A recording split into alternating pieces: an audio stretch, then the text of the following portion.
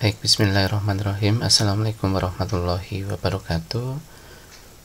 Rekan-rekan mahasiswa yang saya banggakan, pada hari ini kita bertemu lagi dalam perkuliahan online. Pada hari ini kita akan membahas tentang kebutuhan dasar pada aktivitas fisik atau mobilisasi.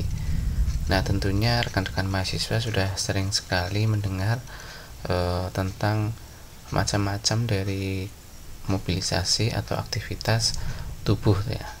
Mungkin sudah sering membaca literatur tersebut. Nah, pada hari ini nanti kita akan membahas tentang definisi dari mobilisasi, kemudian faktor-faktor yang mempengaruhi, kemudian macam-macam pergerakan dan yang lain-lain. Baik, yang pertama kita akan membahas tentang definisi atau pengertian dari mobilisasi, di mana mobilisasi ini merupakan suatu kemampuan seseorang atau individu untuk melakukan pergerakan dengan bebas, pergerakan dengan mudah, pergerakan dengan teratur, yang nantinya akan mempunyai tujuan untuk memenuhi kebutuhan hidup sehat dan penting untuk kemandirian. Ya, ini menurut Barbara Fleischer tahun 2006.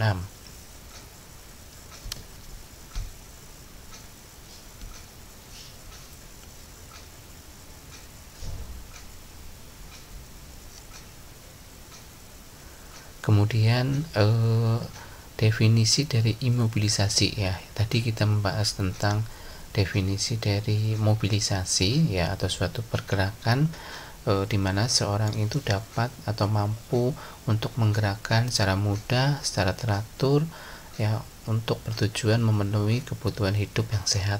Nah, sekarang kita kebalikannya atau imobilisasi. Definisi dari imobilisasi adalah suatu pembatasan ya, suatu pembatasan gerak atau keterlambatan fisik dari anggota badan dan tubuh itu sendiri dalam berputar, dalam duduk, dan dalam berjalan. Hal ini salah satunya disebabkan oleh beberapa posisi ya, berada pada posisi tetap dengan gravitasi berkurang seperti saat duduk atau saat berbaring. Nah, ini adalah definisi atau pengertian dari imobilisasi.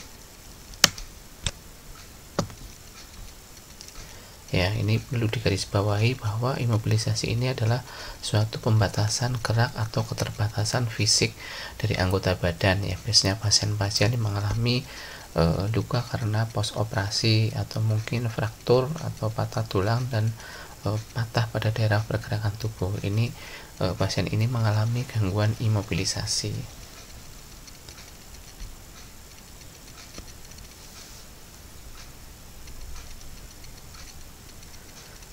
Baik, selanjutnya kita akan bahas tentang klasifikasi dari mobilisasi.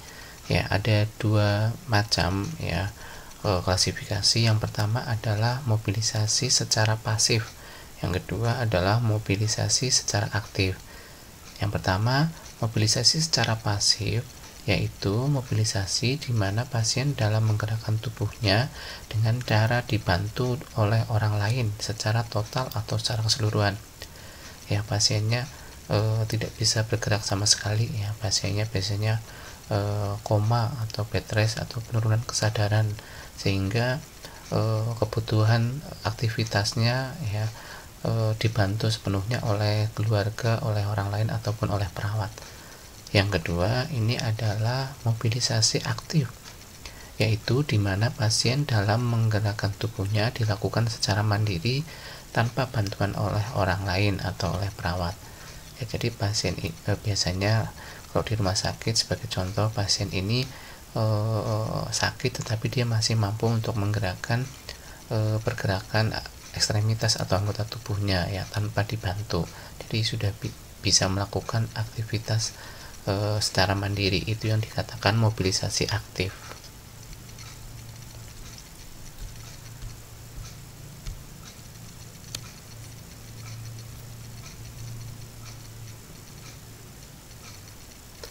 Kemudian tujuan dari mobilisasi ya, ada 7 Ya, tujuan yang pertama adalah untuk mempertahankan fungsi tubuh.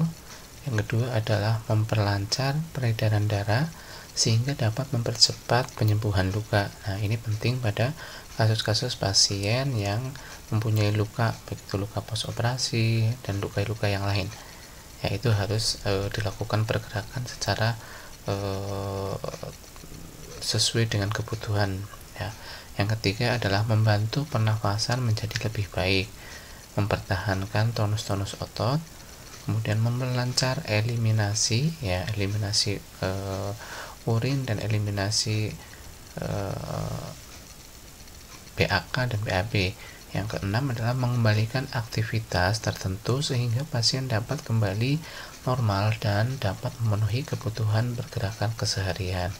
Yang terakhir adalah memberi kesempatan perawat dan pasien untuk saling berinteraksi atau saling berkomunikasi. Ya, ini adalah tujuan dari dilakukannya mobilisasi. Ya.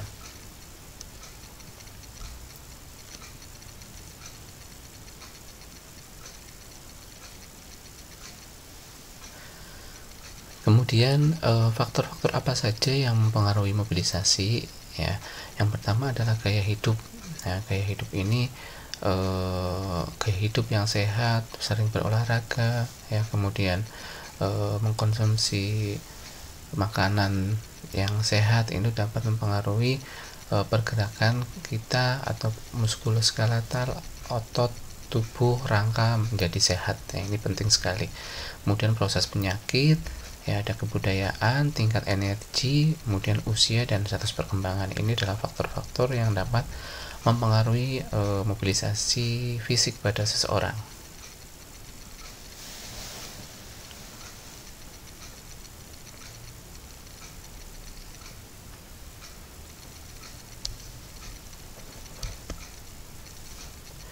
Baik, selanjutnya tentang macam-macam dari mobilisasi, ya.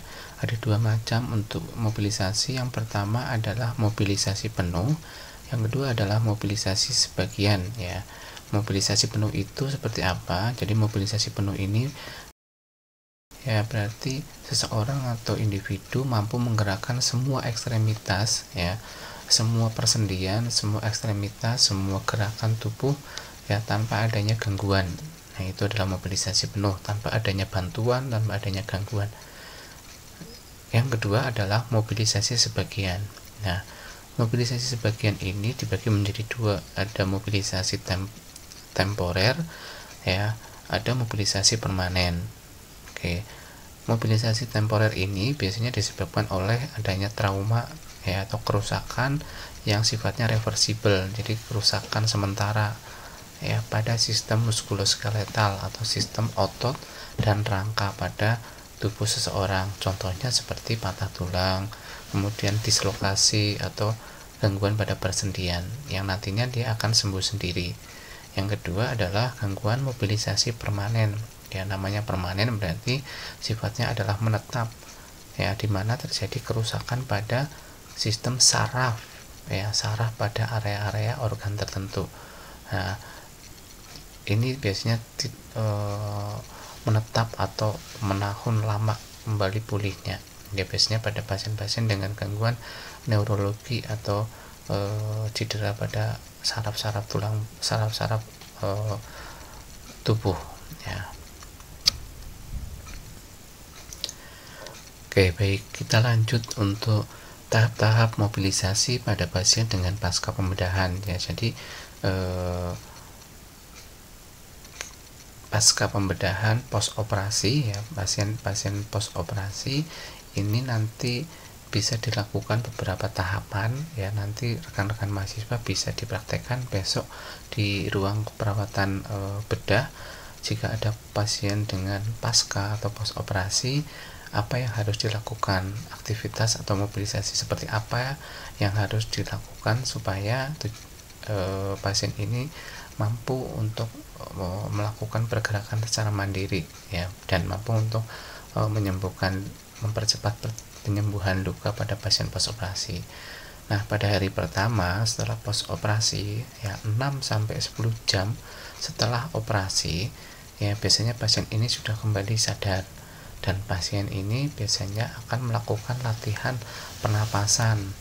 Ya, jadi pasien ini dilatih bagaimana cara nafas yang benar. Ya, tarik nafas panjang, kemudian keluarkan. Itu latihan pertama. Kemudian yang kedua adalah bagaimana cara batuk yang baik. Ya, kalian nanti akan mengajarkan teknik nafas dalam dan batuk efektif. Kemudian masih di 6-10 jam pertama, pasien boleh di miring kanan dan miring kiri sudah bisa dilakukan. Kemudian pada hari kedua, ya, pasien ini sudah dilatih untuk duduk, ya, posisi semi volar boleh atau volar tinggi sampai duduk, ya, 5 menit, berkisar antara 5 menit. Nanti setelah 5 menit istirahatkan kembali posisi tidur atau posisi berbaring. Nanti 5 menit lagi ajarkan posisi duduk.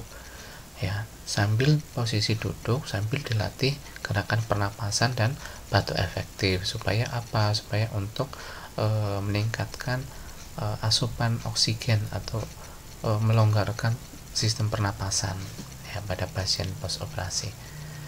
Kemudian hari ketiga, ya, hari ketiga sampai hari kelima ini pasien sudah bisa untuk diajarkan berdiri, ya, kemudian berdiri dulu di samping tempat tidur, ya, kemudian berjalan mengitari, berjalan ke area tempat tidur, dan berjalan sampai ke kamar mandi. Nah, nanti kalau sudah bisa, pasien sudah bisa melakukan, nanti pasien sudah bisa, biasanya sudah bisa dipulangkan kalau sudah bisa melakukan aktivitas secara aktif atau mandiri. Jadi seperti itu yang tahapan-tahapan yang bisa dilakukan khususnya pada pasien dengan pasca operasi.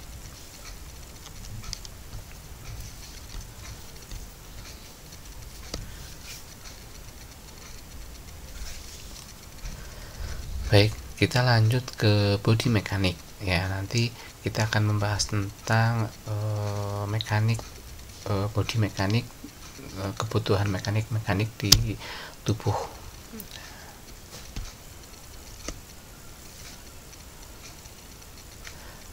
Oke, yang pertama definisi dari mekanik tubuh adalah suatu usaha koordinasi dari sistem muskuloskeletal dengan sistem saraf, di mana untuk dapat mempertahankan keseimbangan. Ya, jadi mekanika tubuh ini adalah suatu koordinasi antara otot, antara rangka, dan sistem neurologi, sehingga nanti ketiga-tiganya ini akan menjadi satu dan akan membuat suatu keseimbangan tertentu. Nah, kebutuhan mekanik tubuh ini merupakan cara untuk cara tubuh dalam melakukan aktivitas secara efisien, ya, tidak banyak mengeluarkan tenaga, kemudian terkoordinasi, aman dalam bergerakan, kemudian mempertahankan keseimbangan selama aktivitas. Nah, ini adalah fungsi dari mekanik tubuh.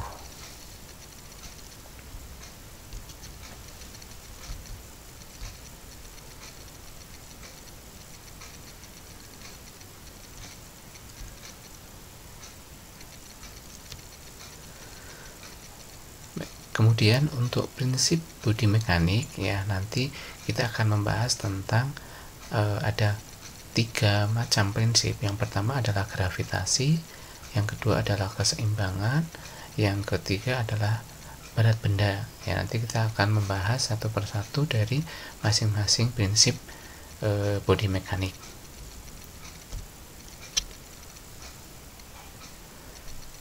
Oke, yang pertama adalah prinsip body mekanik, prinsip gravitasi.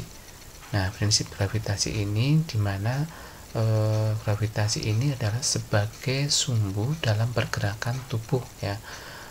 Titik tengahnya ada 3 faktor yang perlu diperhatikan. Yang pertama adalah titik pusat gravitasi di dalam tubuh atau center of gravitasi, dimana titik di pertengahan tubuh itu terletak di, ya, area antara kepala sampai kaki. Tengah-tengahnya adalah di area umbilikus atau di pusar. Itu adalah titik gravitasi. Kemudian adalah garis, ya, garis gravitasi atau line of gravity itu adalah garis imajiner yang vertikal melalui pusat gravitasi. Yang vertikal ya. Vertikal berarti mengarah ke samping, membagi tubuh menjadi dua bagian ya, antara superior bagian atas dan menjadi satunya lagi bagian bawah atau inferior. Yang ketiga adalah dasar dari tumpuan atau base of support, di mana dasar dalam posisi tumpuan ini adalah dasar dalam posisi istirahat untuk menopang tubuh ya.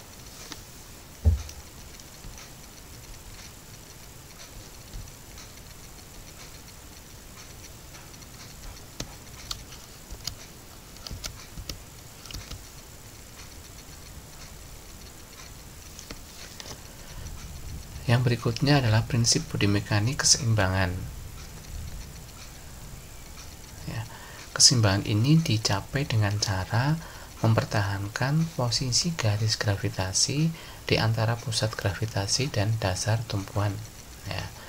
Yang ketiga adalah berat. Ya, berat adalah bobot benda yang diangkat akan mempengaruhi bodi mekanik pada gerakan tersebut atau gerakan tubuh tersebut.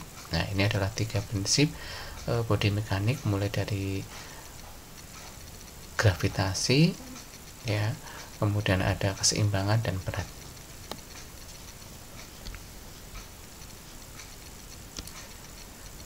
Oke, kemudian yang berikutnya adalah pergerakan-pergerakan dasar dalam bodi mekanik. Yang pertama adalah gerakan atau ambulasi, yang kedua adalah menahan atau squatting, yang ketiga adalah menarik atau pulling, yang keempat adalah mengangkat atau lifting, yang kelima adalah memutar atau pivoting. Nanti kita akan bahas satu persatu dari macam-macam gerakan dasar pada bodi mekanik.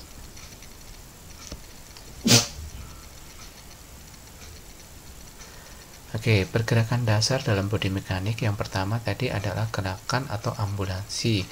Ya, gerakan berarti pada saat kita melakukan gerakan berjalan. Ya, pada saat kita melakukan gerakan berjalan, maka akan terjadi perpindahan dasar tumpuan dari satu sisi ke sisi yang lain, dan pusat gravitasi ini akan selalu berubah.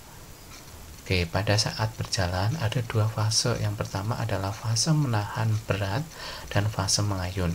Oke, ini adalah titik poin pada gerakan atau pada ambulasi.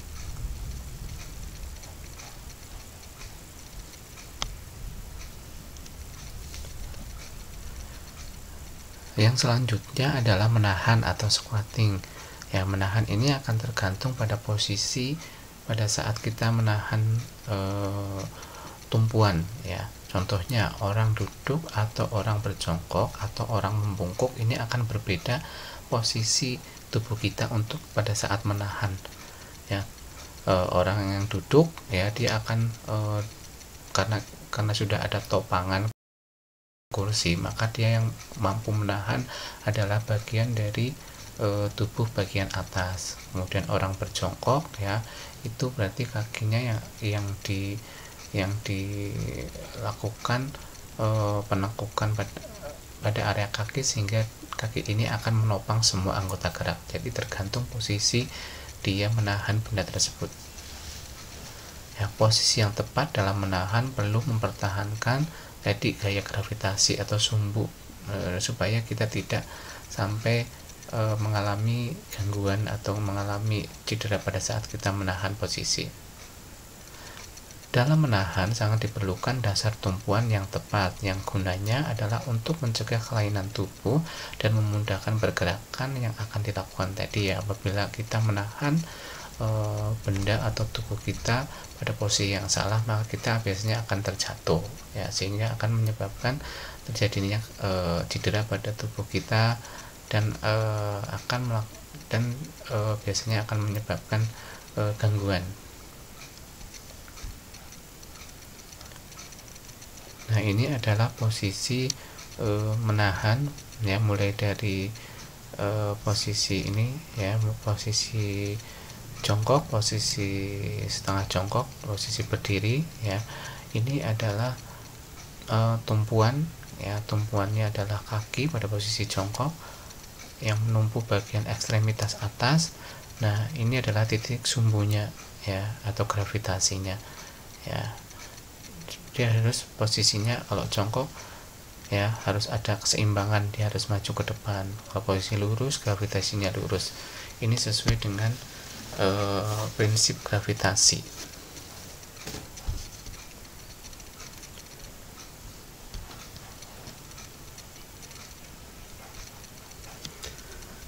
Baik, selanjutnya adalah gerakan menarik atau gerakan pulling, di mana gerakan menarik ini akan mempermudah dalam melakukan perpindahan benda dari satu tempat ke tempat yang lain.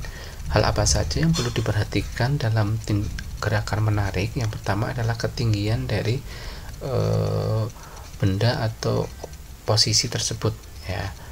Kemudian letak dari benda, apakah dia ada di depan, apakah di belakang atau di samping. Kemudian posisi kaki dan posisi tubuh pada saat kita menarik ya.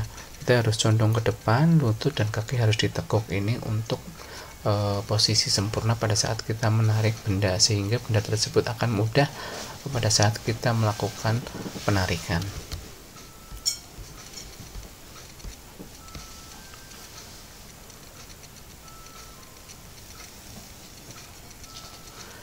Yang selanjutnya adalah gerakan mengangkat atau lifting. Gerakan mengangkat ini adalah suatu cara pergerakan dengan menggunakan daya tarik ke atas. Caranya adalah menggunakan otot-otot besar dari tumit ya, paha bagian atas, kaki bagian bawah, perut dan pinggul untuk mengurangi rasa sakit pada area tubuh yang bagian belakang. Ya, jadi ini adalah posisi mengangkat benda dari bawah yang naik ke atas. Ya, ini adalah posisi yang benar, dimana kita harus jongkok terlebih dahulu, kemudian posisi setengah jongkok dan posisi berdiri. Ya, bukan kita mengambil benda itu dengan posisi membungkuk, itu yang salah ya, karena dia akan memperberat kondisi atau tulang belakang kita akan menjadi tumpuan ya. Harusnya adalah kaki yang menjadi tumpuan pertama.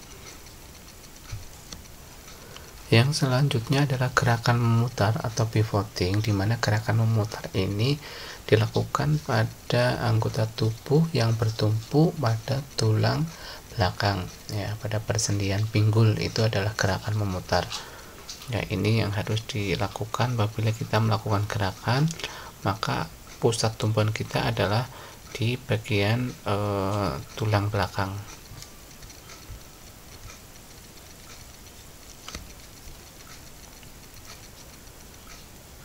Baik, kemudian kita akan membahas tentang faktor-faktor apa saja sih yang mampu mempengaruhi tentang bodi mekanik.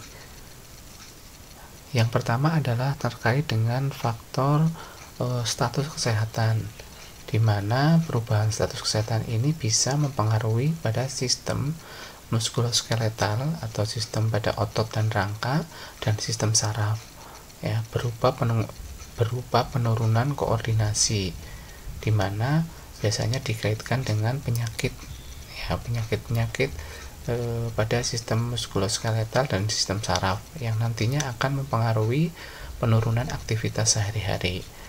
Yang kedua adalah nutrisi, di mana salah satu fungsi nutrisi ini adalah membantu proses dan pertumbuhan tulang dan perbaikan sel.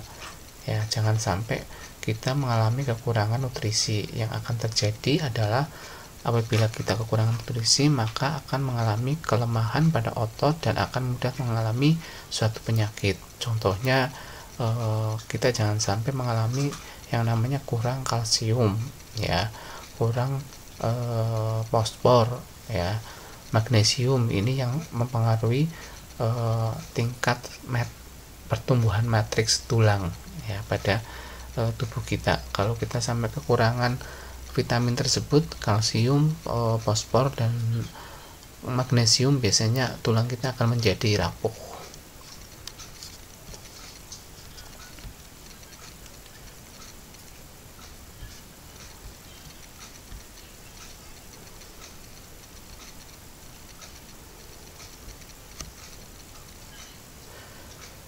Faktor yang berikutnya adalah emosi, di mana kondisi psikologis seseorang akan mempengaruhi perubahan perilaku individu sehingga dapat menurunkan kemampuan bodi mekanik dan ambulasi pada tubuh seseorang. Ya, orang yang merasa tidak aman, tidak nyaman, tidak bersemangat, dan harga diri rendah, maka akan mudah mengalami suatu perubahan bodi mekanik dan ambulasi. Ya. Kemudian yang keempat adalah situasi dan kebiasaan.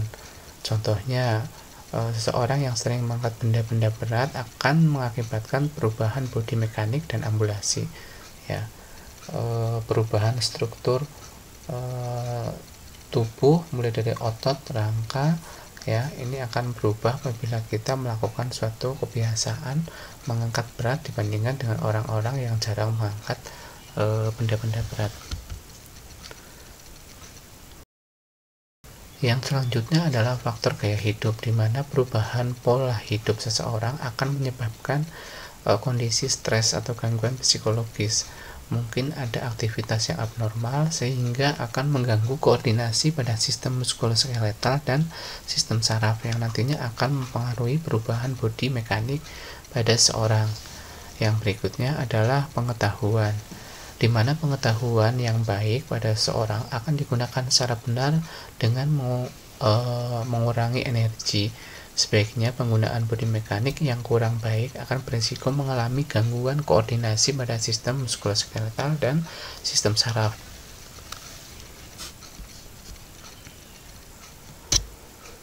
Ya, kemudian kita akan membahas tentang dampak dan kesalahan apabila kita melakukan gerakan bodi mekanik yang salah. Yang pertama adalah terjadi ketegangan sehingga akan timbul kelelahan dan gangguan sistem muskuloskeletal. Ya, apabila kita melakukan gerakan yang salah, maka pada saat itu otot atau sistem muskuloskeletal itu akan melakukan suatu penegangan, ya, atau kaku atau nyeri. Ini yang terjadi pada gangguan bodi mekanik apabila kita salah melakukannya. Yang kedua adalah resiko terjadinya kecelakaan pada sistem muskuloskeletal, ya, ada sistem otot dan rangka.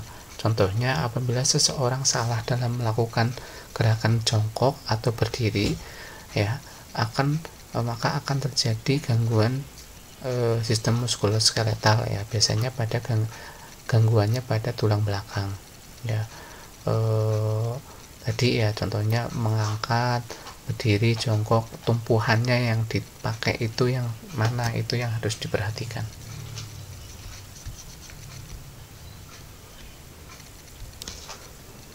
Oke, baik, rekan-rekan mahasiswa, kita akan masuk di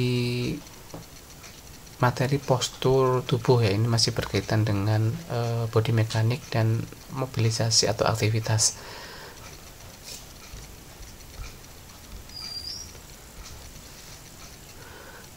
Oke, yang pertama adalah terkait dengan definisi atau pengertian dari postur tubuh, yaitu adalah susunan geometris dari bagian-bagian tubuh yang berhubungan dengan bagian tubuh yang lain. Ya, bagian-bagian atau postur tubuh ini yang pertama ada persendian, ada tendon, ada ligamen, dan ada otot. Ini yang akan menyatu di area tubuh kita yang nantinya akan menjadikan suatu gerakan. Kemudian fungsi dari body alignment yang baik, yaitu yang pertama adalah mengurangi jumlah energi yang digunakan, yang kedua adalah mempertahankan keseimbangan, mampu mengurangi kecelakaan, kemudian memperluas ekspansi paru-paru pada saat bernafas, yang terakhir adalah meningkatkan sirkulasi renal, ya, sirkulasi dalam ginjal dan sistem gastrointestinal. Ini sangat penting, makanya kita harus melakukan body alignment yang baik. Nah, kemudian faktor-faktor apa saja yang dapat mempengaruhi body alignment? Ya, yang pertama adalah status kesehatan, ada nutrisi, ada emosi, ada gaya hidup, dan ada perilaku dan nilai. Ini merupakan faktor-faktor yang penting yang dapat mempengaruhi gerakan atau postur tubuh. Oke, yang selanjutnya ini adalah postur tubuh pada posisi polar atau semi polar, ya. Posisi ini adalah posisi setengah duduk. Nanti kita lihat gambarnya. Ya, posisi setengah duduk atau posisi duduk ini berfungsi untuk mempertahankan kenyamanan dan memfasilitasi fungsi pernapasan pasien. Ya, jika pasien mengalami sesek ya, nafas biasanya kita lakukan posisi setengah duduk ya. Dengan caranya adalah menjelaskan kepada pasien ya, kemudian pasien ini didudukkan dan diberikan sandaran ya. Jika posisinya volar itu adalah 90 derajat ya, dan jika posisinya semi volar adalah 30 sampai ya.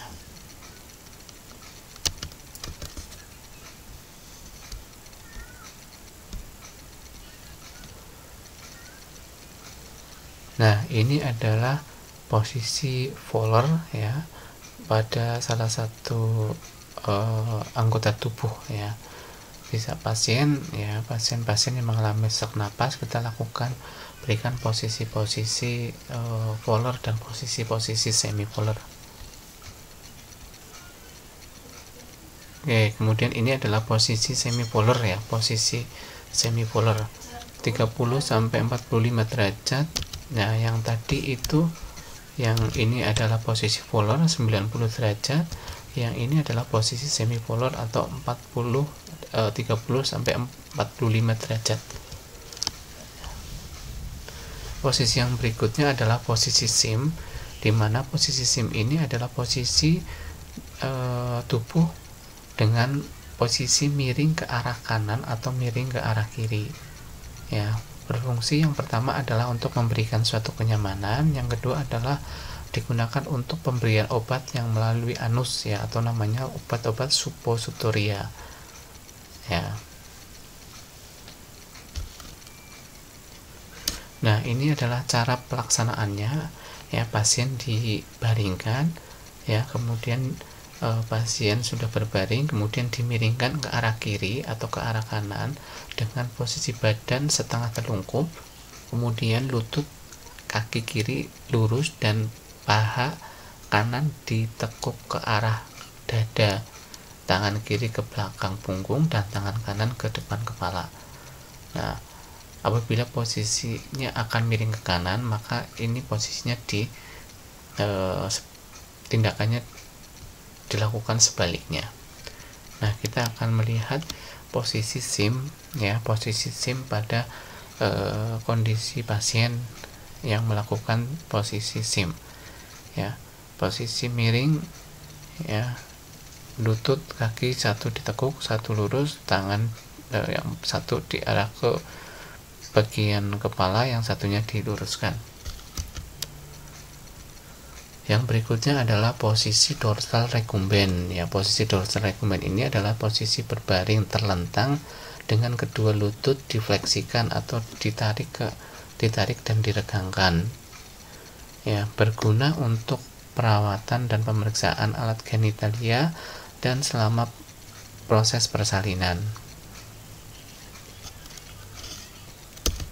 Nah, ini adalah posisi dari dorsal recumbens ya. Posisinya dibaringkan, kemudian kaki kanan dan kaki kiri ditekuk ke arah ke dalam atau difleksikan ya. Yang berikutnya adalah posisi litotomi, di mana posisi litotomi ini adalah posisi berbaring terlentang, kemudian mengangkat kedua kaki dan menarik ke atas bagian perut. Fungsinya ini adalah pemeriksaan genitalia pada saat proses persalinan atau pemasangan alat-alat kontrasepsi.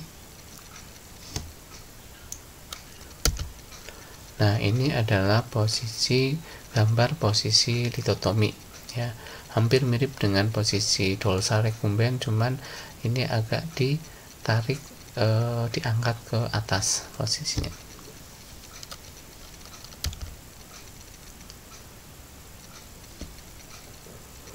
Kemudian berikutnya adalah posisi Trendelenburg ya, dimana posisi ini adalah pemberian posisi berbaring di tempat tidur dengan bagian kepala lebih rendah daripada kaki.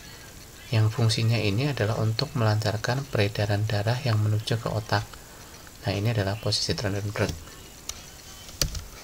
Nah, ini ya, posisi berbaring, akan tetapi kakinya diberikan ganjalan atau ditinggikan daripada area tubuh bagian atas, ya, area jantung dan area kepala, atau kaki lebih tinggi.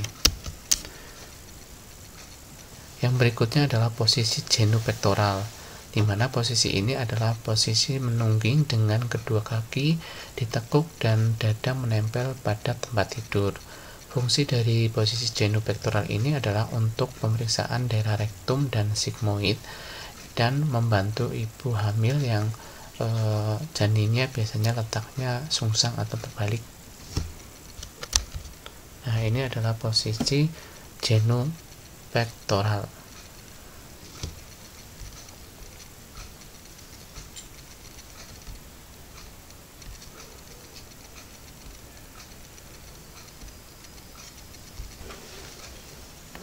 Ya, baik, kita lanjutkan ke materi berikutnya adalah ambulasi, ya. Kalau mobilisasi ini tadi sudah kita bahas di depan, kita akan membahas tentang ambulasi.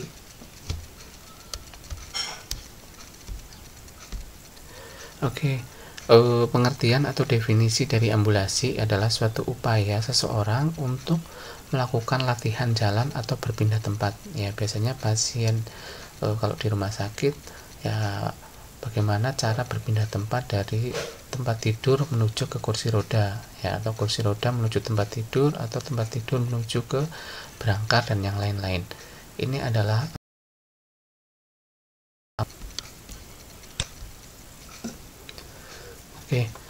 tindakan ambulasi, ya, dan mobilisasi. Yang pertama adalah bagaimana cara kita melatih ambulasi, ya. Yang pertama biasanya duduk di tempat di atas tempat tidur. Itu ambulasi pertama, pasien disuruh duduk di atas tempat tidur. Yang kedua, kemudian pasien disuruh turun dan berdiri. Ya, tahap yang terakhir adalah pasien disuruh untuk berjalan dan kita membantu untuk berjalan. Ya, kemudian yang berikutnya adalah membantu ambulasi dengan memindahkan pasien, ya, memindahkan pasien dari tempat tidur ke tempat tidur yang berikutnya.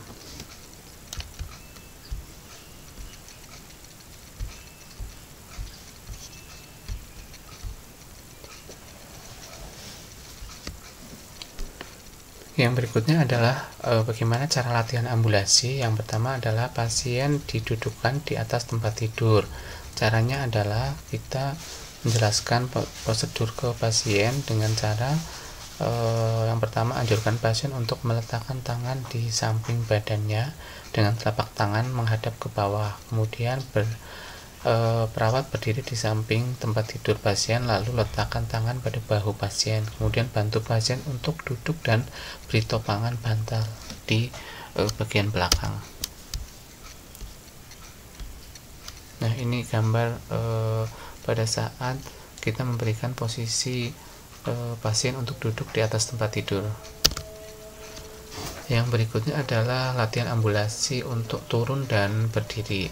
Ya, yang pertama adalah menjelaskan prosedur, kemudian mengatur kursi roda dalam posisi yang terkunci, kemudian pasien diberdirikan, kita berdiri menghadap ke pasien dengan kedua kaki meregang, kemudian fleksikan lutut dan pinggang petugas, anjurkan pasien untuk meletakkan kedua tangan di bahu petugas dan letakkan kedua tangan petugas di bagian samping kiri atau pinggang pasien. Kemudian barulah pasien ini diajarkan untuk berdiri. Ya. Nah, ini adalah posisi di mana kita membantu pasien pada saat turun dari tempat tidur dan berdiri.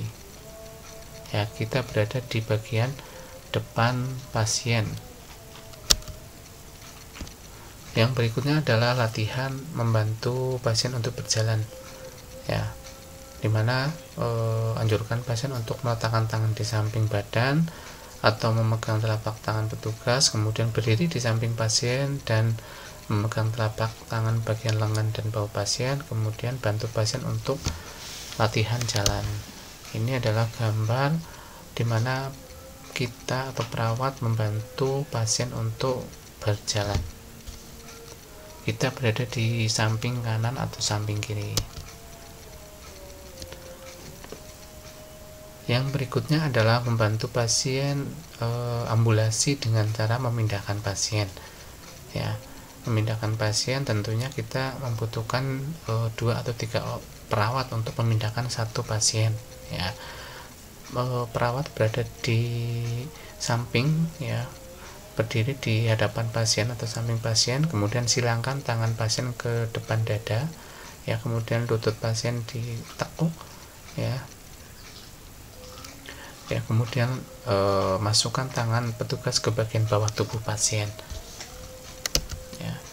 Kemudian orang pertama meletakkan tangan di bawah leher, ya, sampai bawah pinggang. Kemudian orang kedua meletakkan tangan di bawah pinggang sampai panggul pasien. Nah, orang ketiga meletakkan tangan di bawah pinggul sampai dengan kaki. Kemudian diangkat secara bersama-sama ke brangkar. Ya, kemudian atur posisi pasien setelah berada di brangkar. Contoh gambarnya adalah sebagai berikut, ya.